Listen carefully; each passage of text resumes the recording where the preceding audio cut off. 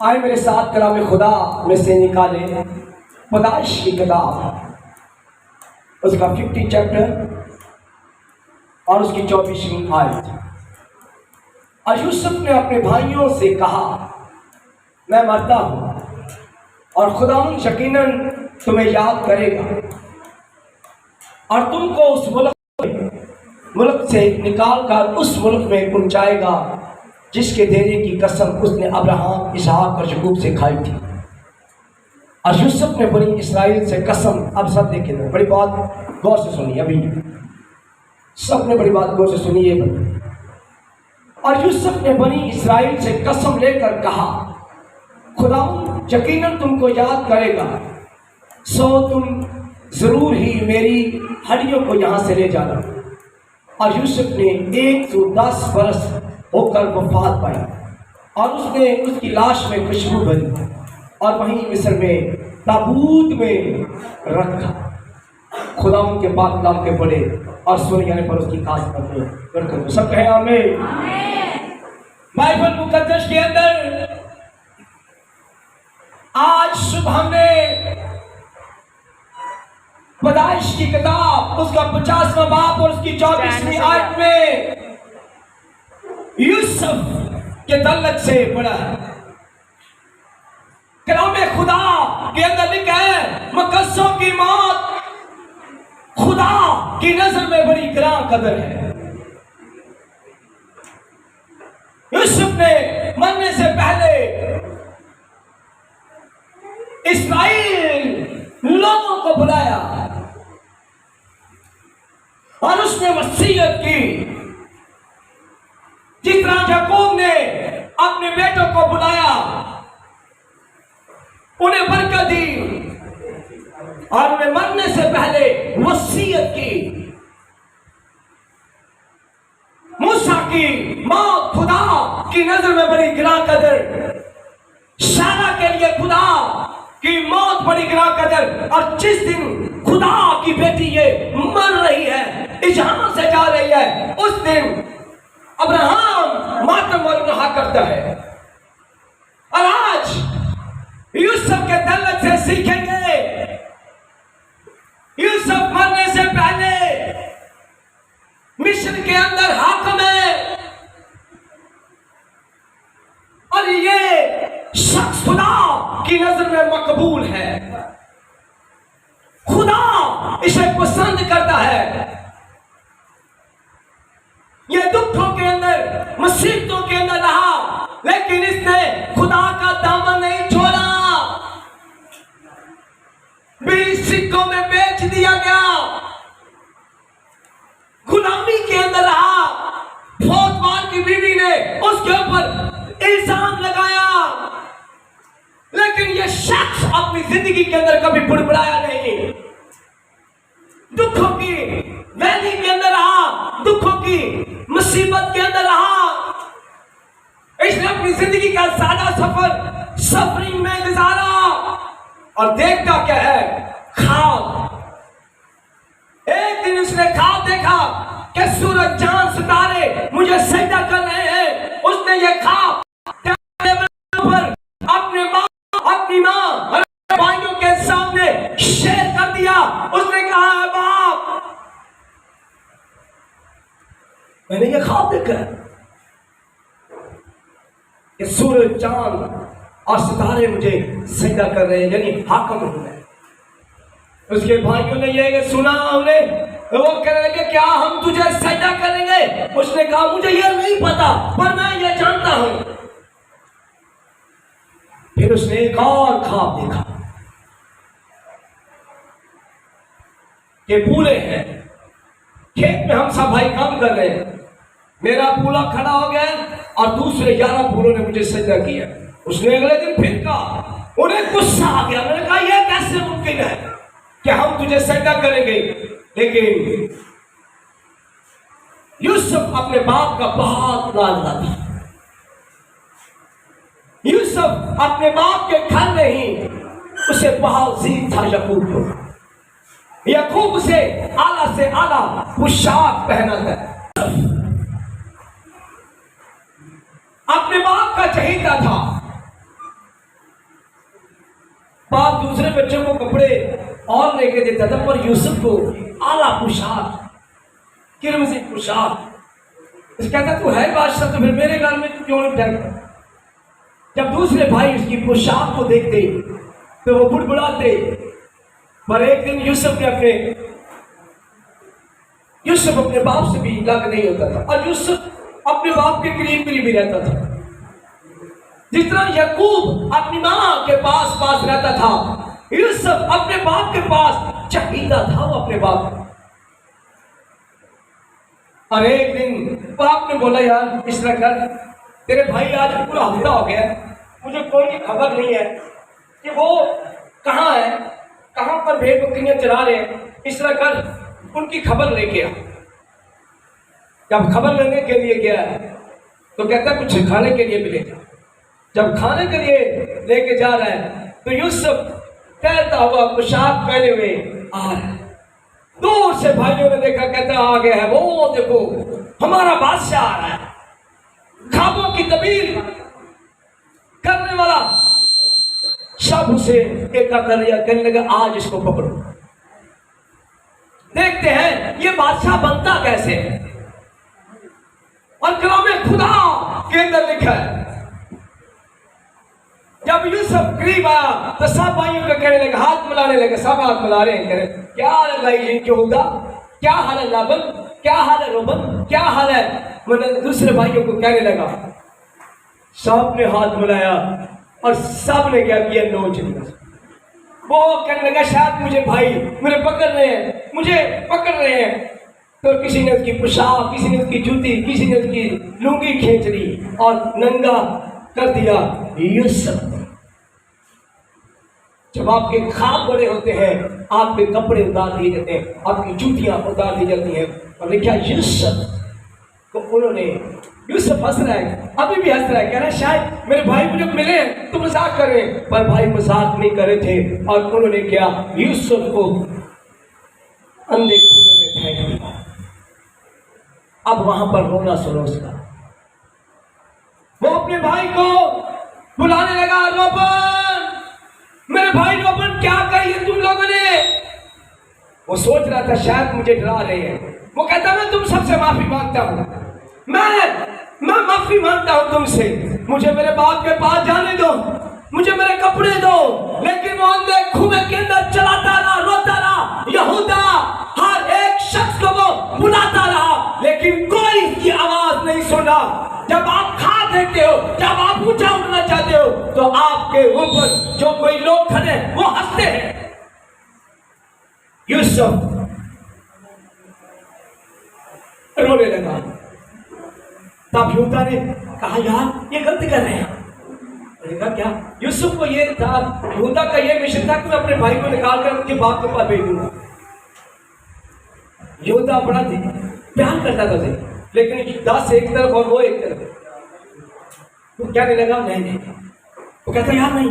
अचानक कबीला आ रहा है, तो कबीला ऊंटों पे आ रहा है, तो वो ताजर थे, उन्होंने कहा यूसुफ बहुत खूबसूरत था। यूसुफ क्या था, बहुत खूबसूरत था, इतने लंबे बाल, बहुत खूबसूरत था। उसने कहा इसको बेच दे। यूसुफ बेच दिया, भाइयों ने बेच दिया, अंधे कुएं में फेंक दिया। और एक जहां पर गुलाम बिकते थे वहां पर उसे खड़ा किया गया और उसकी बचत 20 सिक्कों में बेच दिया गया। ख्वाबों को और आगे बढ़ने वाला ये शख्स दुखों के अंदर जा रहा है, लेकिन खुदा का कलाम उसके साथ साथ था।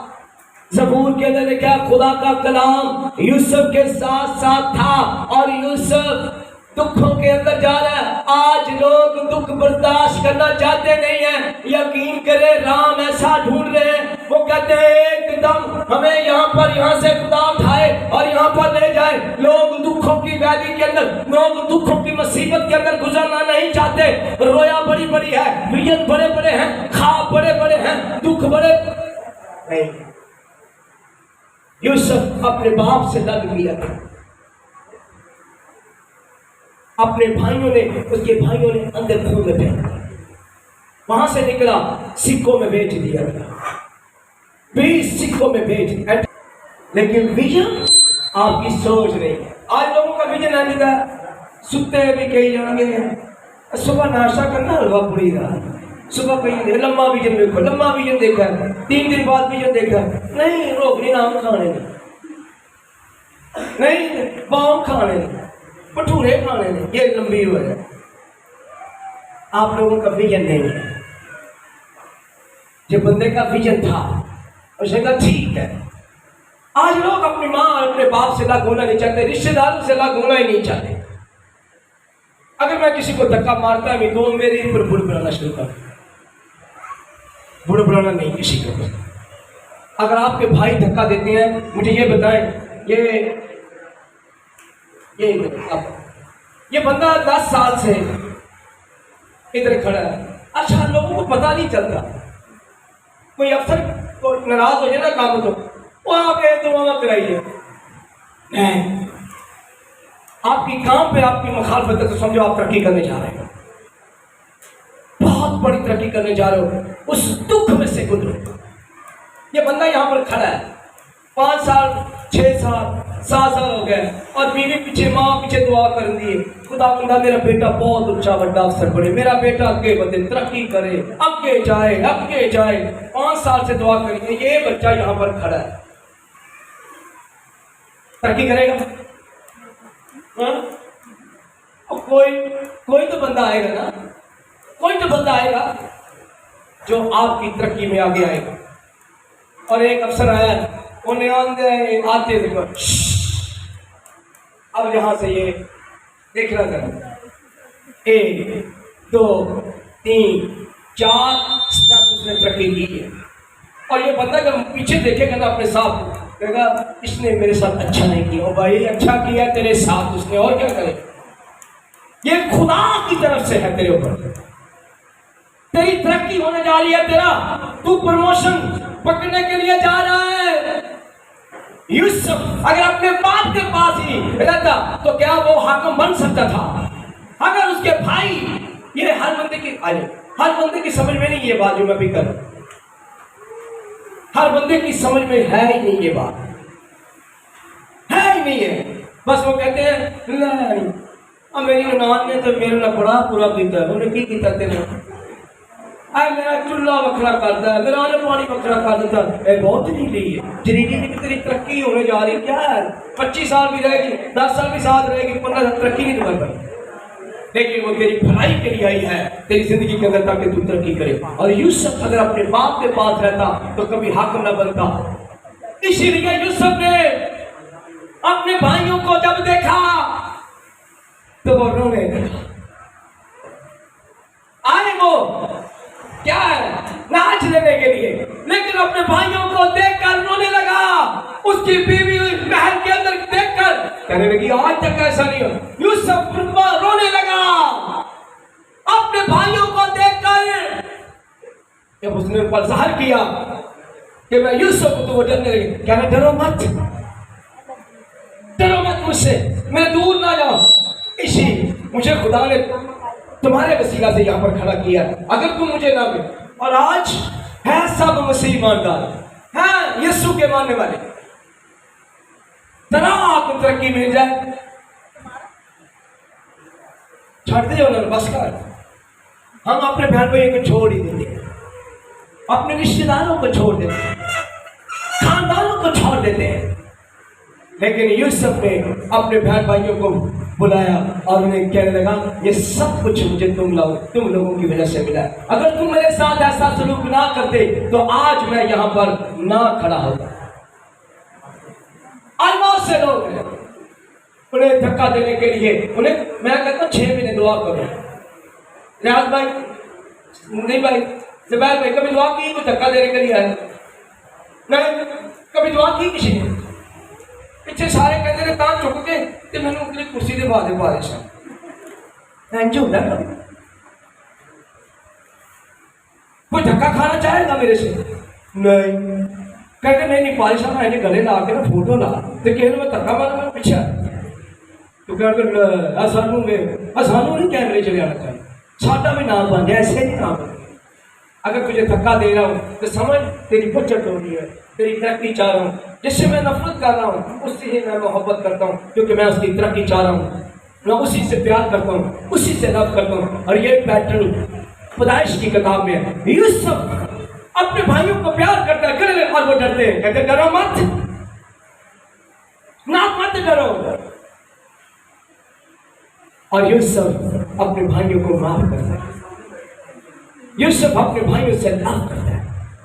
और आखिर में जब वो मरने के करीब होता है तो सब कौम इस्राएल के लोगों को बुलाता है, कहता है मुझसे कसम खाओ, वसीयत करता है, कहता है जब तुम्हें खुदा याद करे मैं मरने लगता हूँ। यूसुफ मरने की सारी तालीम को जानता था और अपने भाइयों को, अपने रिश्तेदारों को इकट्ठा किया, कहने लगा अब मैं मरता हूँ जहाँ सारी दुनिया जाती है, यहाँ पर मेरा बाप अब्राहम, इसहाक और याकूब है और मेरा खानदान आसमान पर है, मैं भी वहाँ पर जाता हूँ। इस रास्ते से हर एक को जाना है और मुझे भी मेरे बच्चों जाना है। अब मेरी बात सुनो गौर से, जब तुम्हें खुदा याद करे, खुदा तुम्हें अब्राहम, इसहाक और याकूब का खुदा जरूर याद करेगा।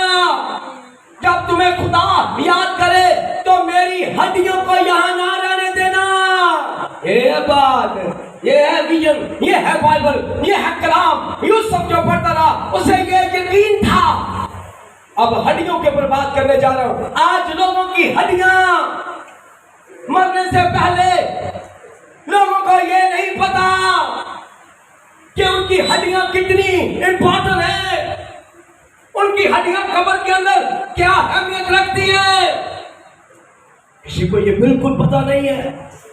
यहाँ पर लोग जिस्म को नल्हा रहे होते हैं, ये जिस्म को कीड़ा खाता है, लेकिन हड्डियां आपकी कब्र में पड़ी रहती हैं। यूसुफ ने कहा मैं कनान के अंदर, मुझे पता है मैं वहां दफन करना जहां मेरा बाप अब्राहम है, इसहाक है, याकूब है, वहां पर मुझे दफन करना। यहाँ पर मेरी दादी है, यहाँ पर मेरे रिश्तेदार हैं, पर मैं जानता हूँ क्योंकि मैं हाकिम हूँ, मुझे तबूत के अंदर यहाँ पर मम्मी बना दिया जाएगा, रख दिया जाएगा। पर मैं तुमसे दरखास्त करता हूँ, सुन, तुम मुझसे वादा करो कि जब खुदा तुम्हें याद करे। अब देखो अपने बच्चों को कैसी नसीहत कर रहा है। याकूब ने वसीयत की, अब्राहम ने वसीयत की, इसहाक ने वसीयत की, और आज यूसुफ अपनी कौम को कहता है मुझसे कसम खाओ जब तुम्हें खुदा इस मुल्क से निकालेगा तो मेरी हड्डियों को लेके जाओगे। कितने साल हड्डियां उसकी उठा के चलते रहे, बताओ, कोई बताएगा? 40 साल तक उसकी हड्डियां अच्छे, पता है मुर्दा उठा के जब जाते हैं रियाज भाई, आज क्या दौर आ गया, साइकिल पे, मोटरसाइकिल पे सारे आगे, जिनके फैमिली की डेथ हुई होती है वो 4 बंदे, अब लोग सांस ले लेके जाते हैं। अब भाई जी रख दो, 3-4 साल मेरे मुर्दे हुए, वो कहते भाई जी असी मार। अब लोग कंधा भी नहीं देते। मैं आज आपको बताऊं, एम्बुलेंस पे लेके चले गए, आज बहुत सारे लोग एम्बुलेंस पे लेके, ये गलत है। आज लोग आपके जो रिश्तेदार जो बहुत आपको अजीज है ना, मैंने उनको कब्र के पास खड़े देखा है, कंधा नहीं देते। मैं आज आपको बताऊं, और पादरी हम भी कहते हैं एडम कही नदीम तू लैके आए तो मैं उसे खड़ा ही, तो मैं भी तो मोटरसाइकिल पे गया, क्या इज्जत है ये। और देखा है जब खुदा का खादम जिसकी जनाजे के साथ जाता है, मैं आज आपको बताऊं कोई आम बात नहीं है। और लिखा है दाऊद एक जनाजे के साथ गया और लिखा है उस जनाजे की वैल्यू ही कुछ और, कहने लगे वो दाऊद। आज लोगों को मैं आज आपको बताऊं, औरतें भी पता नहीं घर से जब जाती है ना, कहती जब जनाजा चुका ना तो तू, मैं बहुत से खड़ी होंगी साइड से, तो तू मोटरसाइकिल आ जी बस इतों तक करी। मैंने खुद देखा है राज भाई, जितने आपके साथ नजदीक लोग हैं, कि आज जनाजे को कंधा देने के लिए सिर्फ 4-5 अपनी फैमिली के लोग होते हैं, और कई दफा तो मैंने सांस करवाया, सब आके खड़े होते हैं, और जब कब्रिस्तान के अंदर जाके लेके जाते हैं तो उदो बारी आती है अरे मैनू भी दे देंगे मुंडा पीछे वो सर। ये इज्जत नहीं है जनाजे की। और अगर आज तेरे घर के अंदर ऐसा हो रहा है तो समझ तेरा कोई तल्लक नहीं है किसी के साथ। पर यूसुफ को देखो, लिखा है मुकद्दसों की मौत खुदा की नजर में बड़ी अहमियत है। 40 साल तक उसका तबूत उठाकर फिरते रहे। 40 साल तक जिन्होंने कोई खुदा के लिए कुछ किया उनकी मौत बड़ी ग्रहण कदर है। अगर मूसा को दफनाने के लिए आसमान से फरिश्ते आ रहे हैं तो क्या है? अगर मूसा को दफनाने के लिए आसमान से फरिश्ते आ रहे हैं, याकूब की लाश को दफन करने से पहले यूसुफ अपने बाप को 40 दिन तक खुशबू डाल रहे हैं, तो कौन हो आप? आपकी लाश के साथ ऐसा होने वाला है, आपकी बॉडी के साथ होने वाला है। क्या मरने के बाद आपके बच्चे, आपकी फैमिली आपके साथ ऐसा करने वाली है? कोई है? कोई 3 दिन आपको अपने घर में मरे हुए रखे? कोई है? कोई है? कितना प्यार करते हो अपने खामन से, कितना प्यार करते हो वो पता करना। हाँ भाई यार करो यार, करो बंदोबस्त यार,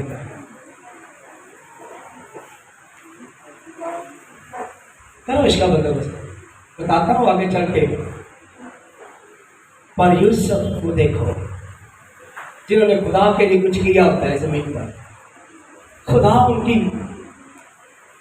उनकी हड्डियों से भी प्यार करता है। आज मेरी बात याद है, यूसुफ का जिस्म तो गल गया लेकिन हड्डियां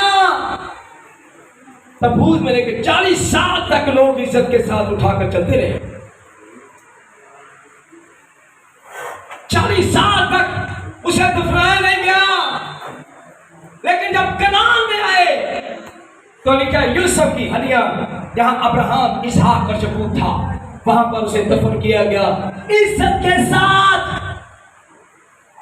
अब सुने आगे, हड्डियां ये जी उठेंगी और कई लोगों की हड्डियां नहीं जी उठेंगी और उनके साथ बेहुरमती होती है।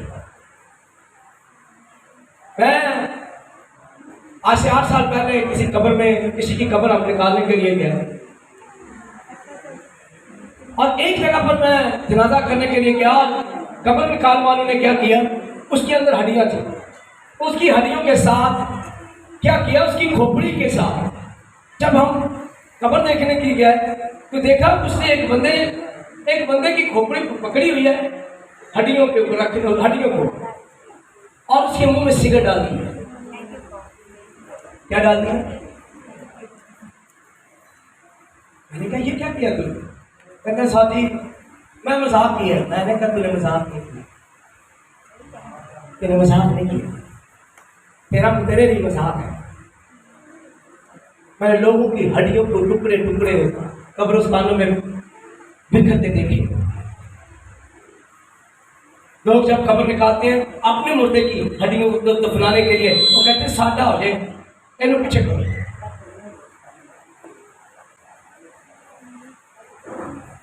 और कई लोगों को मैंने देखा है हड्डियां बिकती है। अब यूसुफ की हड्डियां, लिखा है आपने कभी अपनी हड्डियों के लिए दुआ नहीं की।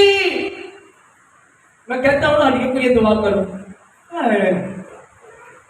मरने के बाद आपकी हड्डियों की बेहुरमती होती है। खुदा मेरा जुबान है, उसने मेरे सर पर क्या डाला? तेल डाला। तो शैतान कहता मैं भी डालूंगा, पर वो हड्डियों को पीस कर वो ऑयल डाल देता है और हड्डियां जो है वो बेचैन होती हैं क्योंकि उन्हें काम दिया जाता है। आपकी हड्डी जो कब्र के अंदर है, ऐसा ना हो आपके मरने के बाद कोई चलाए। और कई स्टूडेंट हैं इसके ऊपर प्रैक्टिकल करते हैं और ऐसा ढांचा बनाते हैं और ढांचा बनाकर उसको प्रो कर वो एक टेबल पर रखते हैं और वहां पर नसें जो नई नई नर्सें होती हैं, नए नए डॉक्टर होते हैं, उनको बताते हैं ये घुटने की हड्डी है, ये चबारा है, ये नोज है, ये हड्डी है, ये है। और आपका ढांचा कब्र के अंदर पड़ने की बजाय, इज्जत की जगह पड़ने की बजाय आपके लेबोरेटरी के अंदर तक बड़ा होता है। वहां पर कोई आपको छेड़ रहा है, आपकी हड्डियों को छेड़ रहा है, कोई आपकी हड्डियों से मजाक कर रहा है, कोई आपकी हड्डियों को खोपड़ी के अंदर, मुंह के अंदर सिगरेट डालकर आपकी खोपड़ी के साथ खेल रहा है। लेकिन वजह हाथ ये है क्योंकि बाइबल में क्या पास मेरे लोग अदम मार्फत की वजह से हलाक हुए जाते हैं। आपने कभी अपनी हड्डियों के लिए दुआ नहीं की, आपने अपनी हड्डियों के लिए कभी बरकत नहीं चाहिए। और कलाम खुदा के अंदर लिखा है मर्द खुदा निशा जब मर गया उसे एक कब्र में रखा गया, और जब कब्र में रखा गया कई साल मरने के बाद इसराइल के इलाका के अंदर लड़ाई हुई और वहां का हाकिम सिपा सलार मारा गया। और लोगों ने, इसराइल के लोगों ने कहा अगर हम अपने सिपा सलार को यहाँ छोड़ेंगे तो बेहुरमती होगी। उन्होंने देखा मर्द खुदा निशा की, क्या देखा? कब्र को देखा, कब्र को खोला और मर्द खुदा निशा की हड्डियां पड़ी हुई थी। जैसे ही मुर्दा निशा की हड्डियों के साथ लगा, मुर्दा जिंदा हो गया। अब सुनिए, हड्डियों के अंदर मसा है और कई हड्डियों के अंदर आग होती है। ये लोग कलाम पढ़ते नहीं है, बहाना लगाया चिट्टे नपाड़े पर बैठे ना। उस वक्त नहीं खेलने थे पटोले पटोले गुड़िया, माँ बाप कहते रहे पढ़ो नहीं, मैं भाई जी ने पढ़ने बैठी रहे, आगे चल देख तेरे साथ होता क्या। कहता है यिर्मयाह को खुदा कहता है, यिर्मयाह कहता है तेरा कलाम मेरी हड्डियों के अंदर आग है। कई कब्रों में ठंडे पड़े हुए, कैसे एसी पाया, और कई ना आग है। मरने के बाद पता चलता है आपकी हड्डियों की इज्जत होती है, आपकी हड्डियों की ऑनर होती है, रिस्पेक्ट होती है। जैसे मुर्दा लगा, कहने लगे ये हड्डियां किसकी थी? और मर्द खुदा निशा की, मर्द खुदा निशा की हड्डियों के अंदर आग और मसा था। कोई आपकी हड्डी को छुए और ठीक ना, यहाँ पर हम जिंदा लगा फिर रहे हैं, कोई हमें छूता है, कोई हमें पकड़ता है, वो ठीक नहीं हो पाता।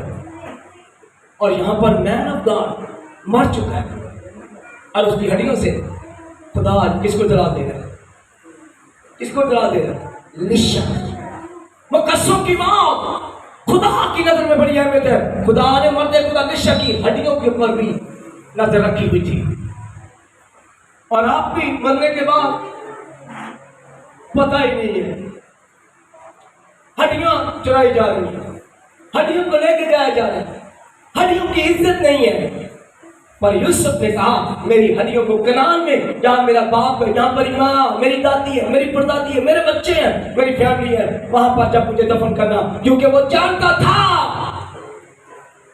कि जब यीशु मसीह कब्र पर जान, जब यीशु मसीह शरीर पर जान देगा और कब्रें खुलेगी। एक कब्र नहीं खुली, देखा कब्रें खुली। यूसुफ मुर्दों में से जी उठा, अब्राहम मुर्दों में से जी उठा। आफ्टर डेथ उसे पता था जब यीशु आएगा तो हम उसके साथ बादलों पर जाएंगे, मैं हड्डियों समेत जी उठूंगा,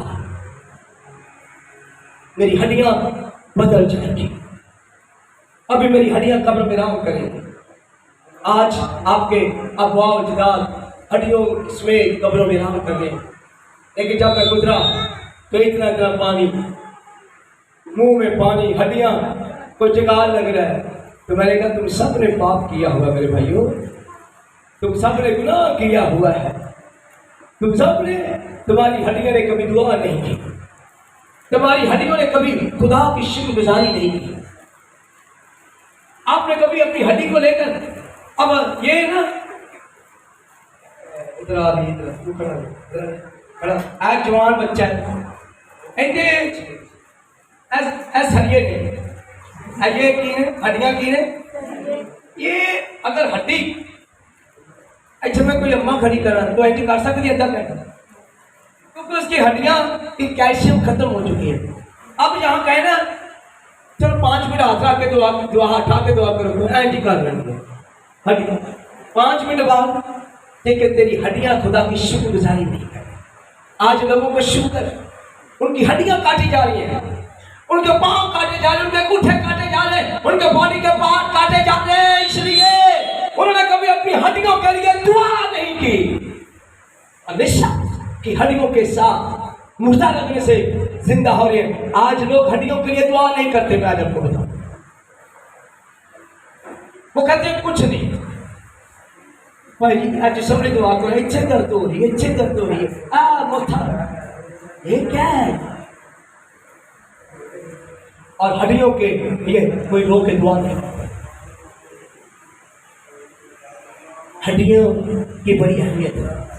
इसको अगर जादूगर ले गया, अगर कोई उठा के ले गया, तो तेरी हड्डियों के साथ लोग खेलेंगे। और अगर तेरी हड्डियां इस जमीन पर पड़ी रही कृष्णों की, तो लिखा है यीशु आएगा बदला, तो वहां पर क्या होगा? अगर ये हड्डियां कब्र में पड़ी होंगी, मैं आज आपको बताऊं, तो आप जीवित होंगे। हिजकिय्याह की किताब में लिखा है, तब हिजकिय्याह को खुदा ने कहा तू क्या देखता है? वो कहता है मैं हड्डियों को देखता हूँ। उसने कहा क्या ये जिंदा हो सकती हैं? उसने कहा हाँ मैं जानता हूँ खुदा तुझे। उसने कहा इनसे कलाम कर, हड्डियों से कलाम कर, और इन्हें कहा इनके हड्डियां आपस में जुड़ जाए। कब्रों के अंदर हड्डियां पड़ी हुई थी, सबकी हड्डियां आपस में जुड़ गई। और फिर उसने कहा इन्हें कलाम कर, इनके ऊपर पोशिश आ जाए और इनके ऊपर दम फूंक। जैसे दम फूंका वो जिंदा हो गए और एक बड़ी कसरत से जमात खड़ी होगी। हड्डियां होंगी तो फिर ही होगा। और कई लोगों की हड्डियां गुनाह के अंदर,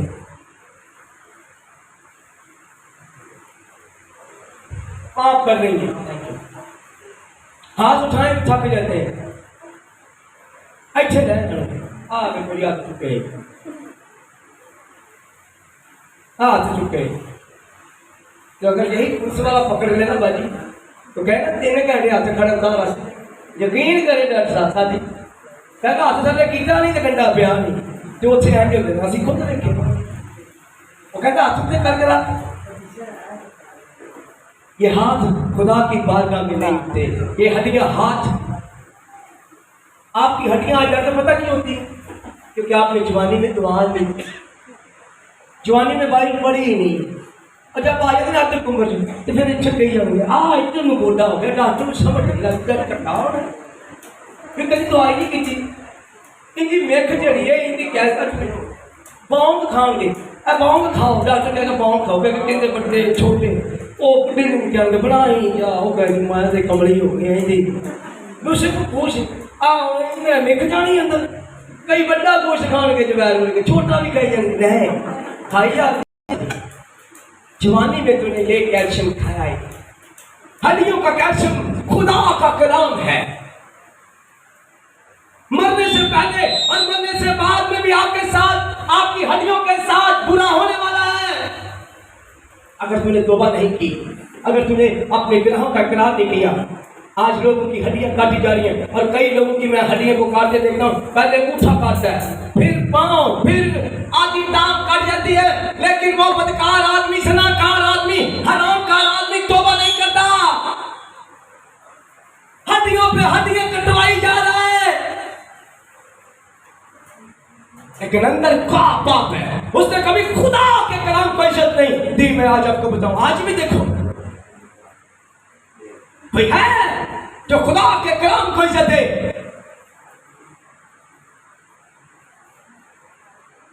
शादी पे जाए तो बरात आएगी ना बड्डी शादी, तो पहले ही वो डोई फड़ लेगा, चमचा फड़ लेगा, तो चंगी चंगी बोटियां कटी लेगा। ही कभी उस्ताद जी कमजोरी हड्डियां वास्ते बड़ी, फिर कहीं तो मेरे बोटी एडी बड़ी मेखे बाहर कर ले, वो नहीं देखेंगे, कैमरा देख रहे, घर वाले देख रहे। मैं कहा नहीं उस्ताद जी ऐ तो मेरी हड्डियां की बड़ी कमाल की चीज भी, जो बोटी मैं दे रहा हूँ वो नहीं तू खा, जो कैल्शियम मैं तुझे दे रहा हूँ कलाम का। जिस बंदे का दिल कलाम में ना लगे, मेरी बात याद रखना, जिनके बच्चों का, जिनके खामन का, जिनकी बेटियों बेटों का दिल ना लगे, अगर उनकी हड्डियां दर्द होती हैं तो उन्हें कोई भी विटामिन दो, वो कोई विटामिन काम नहीं करेगा, क्योंकि हड्डियों के विटामिन ये है कलाम। यिर्मयाह कहता है तेरा कलाम मेरी हड्डियों के अंदर आ। और दाऊद कहता है जब उसने पाप कर लिया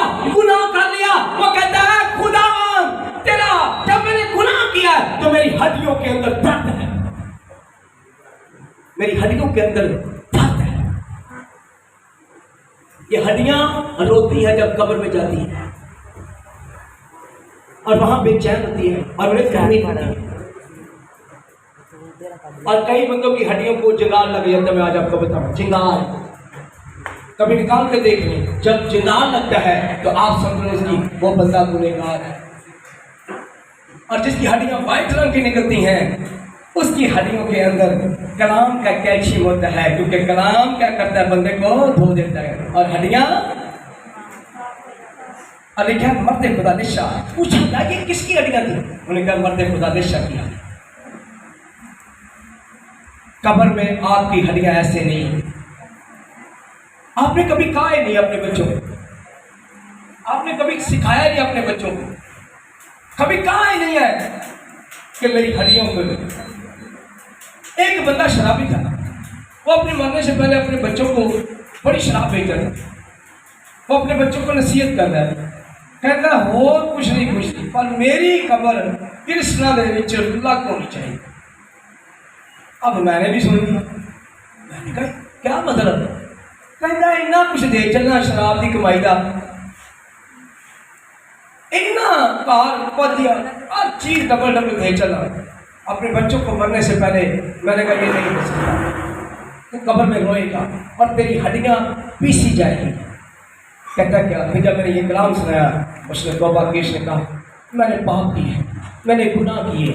मैंने कहा तूने पाप किए, तेरी हड्डियों को ज़िगार लगेगा और तेरी हड्डियां रोज कब्र के अंदर जो है वो दर्द से रोई चलाएंगी। मसीह के आने तक वो चलाएंगी, लेकिन सब जी उठेंगे मुर्दों में से।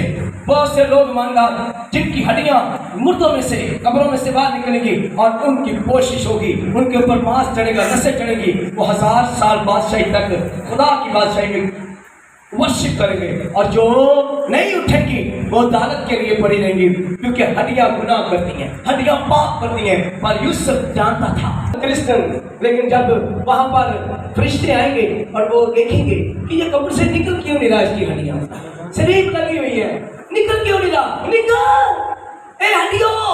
वो हड्डियां कहेंगी हमने खुदा का कलाम नहीं सुना था, ऐ फरिश्तों सॉरी, ऐ फरिश्तों सॉरी। जब यीशु मुर्दों में से जी उठा तो लिखा यीशु की कब्र किसने खोली? फरिश्तों ने, 2 फरिश्तों ने कब्रें खोली और फरिश्तों ने कहा तुम जिंदा को मुर्दों में क्यों ढूंढते हो? तो जी उठा है। और आज भी मैं आपको बताऊं, जब यीशु आवाज देगा आसमान से, वो ललकार फरिश्तों के साथ आएगा, वो अपनी दुल्हन को लेने के लिए आएगा, आसमान से अपनी दुल्हन को लेने के लिए आएगा। और दुल्हन ये जिस्मानी मेकअप कर रही है, जिस्मानी चीजों की तड़प में है, लेकिन अपनी रूह के लिए तो फिक्र कर रही है। कभी इसने अपनी हड्डियों के लिए फिक्र नहीं की। और यीशु आके कहेगा आ मेरी दुल्हन, मैं आ गया हूँ, तेरा दूल्हा आ गया सफेद घोड़े पर। और दुल्हन जो है कब्र के अंदर लेटी होगी और कहेगी मैं कामती हूँ। कहेगा क्या हुआ, निकल। कहेंगे नहीं, मेरी हड्डियों के अंदर गुनाह है, मेरी हड्डियों ने कभी दुआ नहीं की, मेरी हड्डियों ने कभी कलाम नहीं पढ़ा था, और मैं आज कमजोर हड्डियां हूँ, कमजोर हड्डियां नहीं उठ पाएंगी। कर काम आज इतना मर्जी, 2 काम कर, 3 काम कर, 4 काम कर, तुझे काम से कोई मजा नहीं है जब तक तू ये कलाम नहीं पढ़ेगी। ये कलाम रियाज भाई आपको दोबारा जिंदा करेगा, क्योंकि आपकी हड्डियों के अंदर आज आपको लग रहा है कि मेरी हड्डियां ऐसी हैं, और आज मेरी याद रखना बहुत से लोग मुर्दों में से उनकी हड्डियां कब्र से बाहर निकलेंगी और वो ढांचा बनेगा। और खुदावंद कहेगा मेरे बच्चों के ऊपर कोशिश है, मेरे बच्चे खूबसूरत हो जाएं और एकदम तब्दील हो जाएंगे। और आप जो आज भी पाप के अंदर हो, आज भी गुनाह के अंदर हो, आज भी बदी कर रहे हो, आपकी हड्डियां खुदा का कलाम नहीं पढ़ी नहीं भाई जी, टाइम नहीं मिला खुदा ऐ भाई टीवी ते भाई लगा होता है। मेरे घर भाई जी गीत भी लगे होते, तो मेरे घर 24 घंटे कलाम चलता है, एक छानी दूजा पा दे खुद पढ़ती है आज तो पा देना नहीं भाई जी। देर क्या करता है, मैंगो खाने को देर करता है, फ्रूट खाने को देर करता है। और ये सबसे आला फल है, ये वो फल है जो मुझे आपको ये फल। आज लोग अपनी हड्डियों के लिए दुआ नहीं करते, ना बाइबल पढ़ते हैं, नहीं 3,000 की 2500 की बाइबल आती है, टेप है वो लो ले लो, और वो भी कहते नहीं भाई साहब उसी ले आके दो। नहीं, घर में डॉक्टर कहते ना हड्डियां कमजोर हो गई तो 5000 के बाजी सोनी और कैल्शियम लै आएंगे। फिर ऐसे खपा पा के खाएंगे कैल्शियम जो खाते ना कुछ बेहतर हो। अब एक मेरी रीढ़ की हड्डी भी ठीक होगी, हम भी बोल रही ऐसा नहीं। और ये कैल्शियम खाएगा तो मुर्दों में से जी उठेगा। यूसुफ सारी उम्र, अच्छा कई लोगों की हड्डियां हंसा से भरी होगी और मरने के बाद भी मैं जानता हूँ कई लोग एक माँ भी नहीं जीते जी भी कहेंगे नहीं, और उनकी हड्डियां भी नीचे पड़ी रहेंगी क्योंकि वो नहीं जी उठेंगी। हसद अंदर भी हड्डियों के अंदर होगा और ऐसे ही हड्डियां चिप चिप चिप चिप करेंगी, आपकी हड्डियां वैसे पड़ी रहेंगी। लेकिन जो माफ करेगा आज तो उनकी हड्डियां बड़ी खूबसूरत होंगी और वो आते ही कहेगा, यीशु कहेगा आ यीशु जी आ दुल्हन को लेने, हम कहेंगे दुल्हन खड़ी है, आ यीशु जी आ, तो दुल्हन वही बाहर निकलेगी हड्डियां समेत जो माफ करती है। और जो माफ नहीं ना करती, जो हर वक्त हसद और गुस्से और नफरत रहती है, वो कहेगी क्या करेगी रोता आप उठ पर तो दूसरी साइड से साफ ब्याह हो गया तो कहोगे पप्पू दे पापा यीशु आ गया उठ पे। पप्पू का पापा उठेगा नहीं पर तेरा ढांचा खड़ा हो जाएगा, हड्डियां खड़ी हो जाएंगी। पप्पू का आपा तो कहेंगे उठ पे यीशु आ गया, हड्डियां समेत उठ पे। पप्पू का आपा नहीं उठेगा क्योंकि पप्पू का पापा शराब पीता है, पप्पू का पापा नस्वार खाता है, पप्पू का पापा दुनिया की चीजें खाता रहा क्योंकि उसने ये विटामिन खाई नहीं, क्योंकि कलाम खुदा का विटामिन है। और देखा यूसुफ को खुदा का कलाम आजमाता रहा और देखा तो खुदा के कलाम से मुनहरफ ना हुआ। और लिशा की हड्डियां मसा से भरी हुई थी, इसलिए खुदा ने उसकी हड्डियों के वसीला से मुर्दा जिंदा किया और यीशु की हड्डियां नाश पड़ी नहीं थी कब्र में।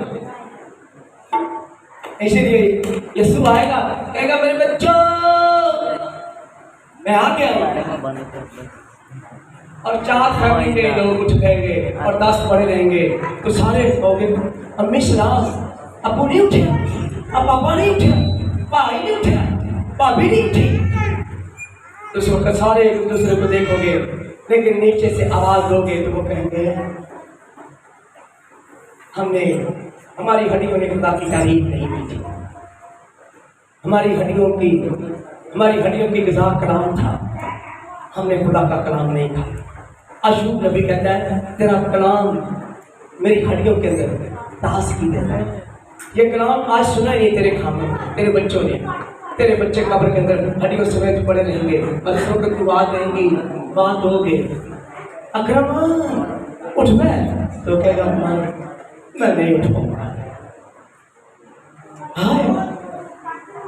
उस वक्त तू पछताएगी। सोच अगर तेरा खामराज नहीं आया, अगर वो मर गया तेरी कब्र में, और तेरी कब्र और एक ही कब्र जगह पर होगी, तू उठ पाएगी, तेरी हड्डियां उठ खड़ी होंगी यीशु के आते ही।